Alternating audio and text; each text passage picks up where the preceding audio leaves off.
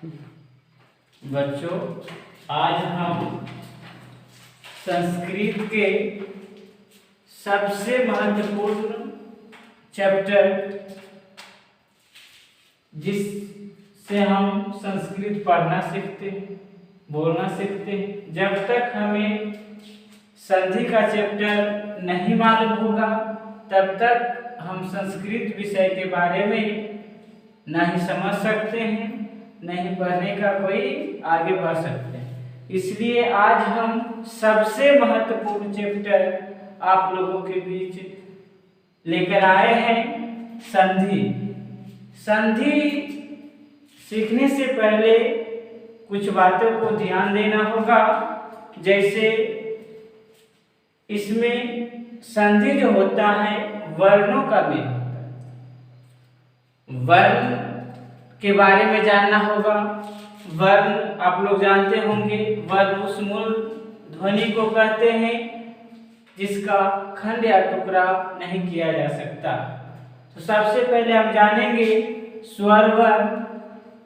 स्वर वर्ण की संख्या संस्कृत में 13 होता है। आप लोग जानते होंगे अ, आ, हर्षई, दीर्घई, अ से लेकर औ तक को स्वर वर्ण। उसके बाद व्यंजन वर्ण होते हैं। व्यंजन वर्ण में क से म तक को स्पर्श वर्ण, क से म तक को स्पर्श वर्ण कहते हैं। उसके बाद हम जानेंगे व्यंजन वर्ण में ही य, र, ल, व को अंतस्थ वर्ण,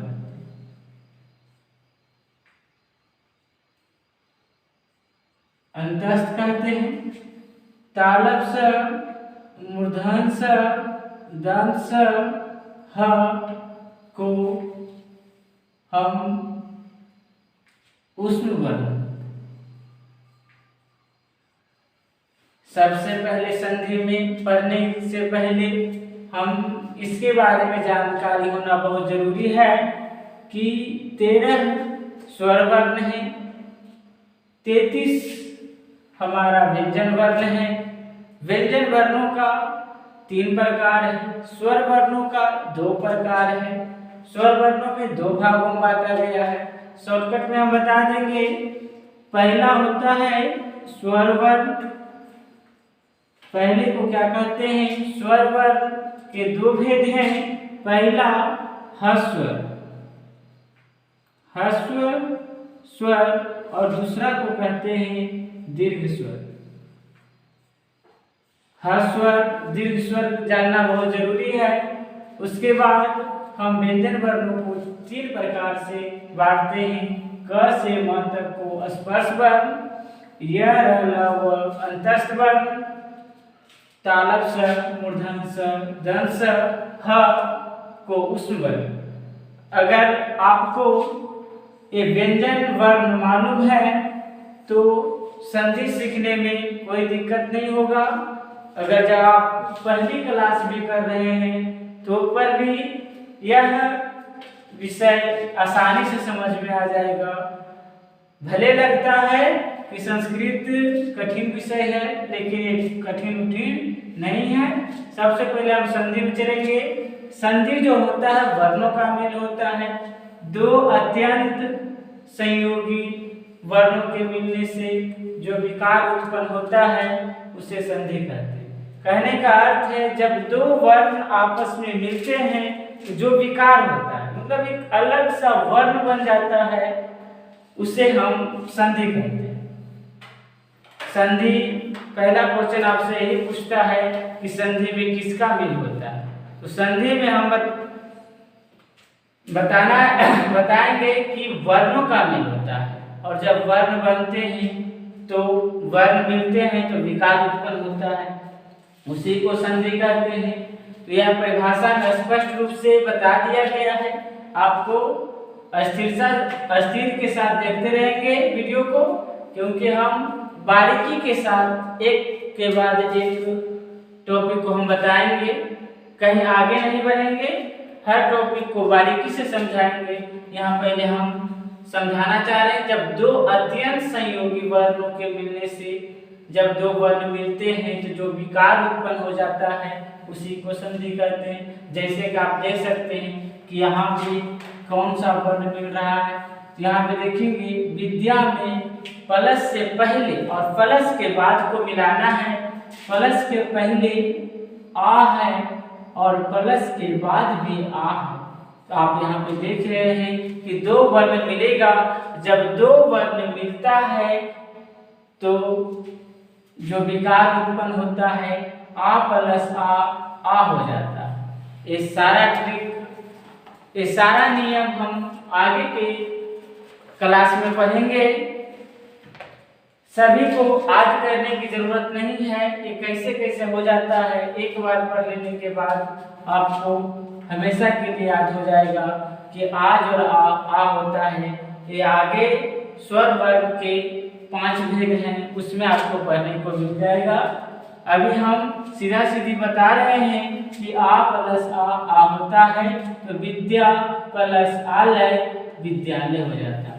विद्या द लिखेंगे, अ प्लस आ ये दोनों मिल गया, जब ये दोनों मिला तो आ बना, और आ के लिए हम सिर्फ एक चिन्ह का प्रयोग करते हैं। तो यहाँ पे हम एक चिन्ह का प्रयोग करेंगे और प्लस लय का प्रयोग करेंगे और इस तरह से बन जाता है हमारा विद्यालय।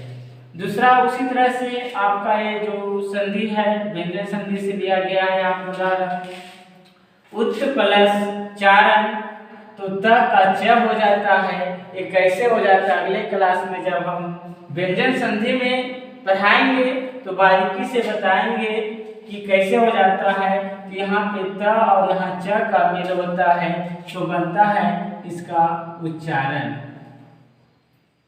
वो आगे क्लास में हम बारीकी से समझाएंगे आपको कि किस तरह से त के जगह पर च का आगमन हो जाता है, त च में बदल जाता है। सारा नियम बारीकी के साथ बताएंगे। यहाँ पे देखिएगा इति जोड़ आदि हो जाता है इत्यादि। दूसरा है सम प्लस योग, म का अनुस्वार हो जाता है तो सम योग क्या बन गया, संयोग। अब आगे हम देखेंगे कि संधि को संस्कृत में 3 भाग में बांटा गया है।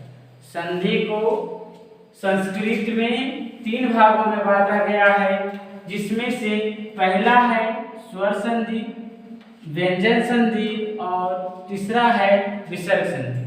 स्वर संधि में एक खास करके याद रखना होगा कि जब भी संधि होगा तो सिर्फ स्वर वर्ण की संधि होगा। स्वर वर्ण हम बता चुके हैं कि स्वर वर्ण की संख्या 13 है और 13 में से 2 भागों में बांटा गया है, एक ह्रस्व स्वर और एक दीर्घ स्वर।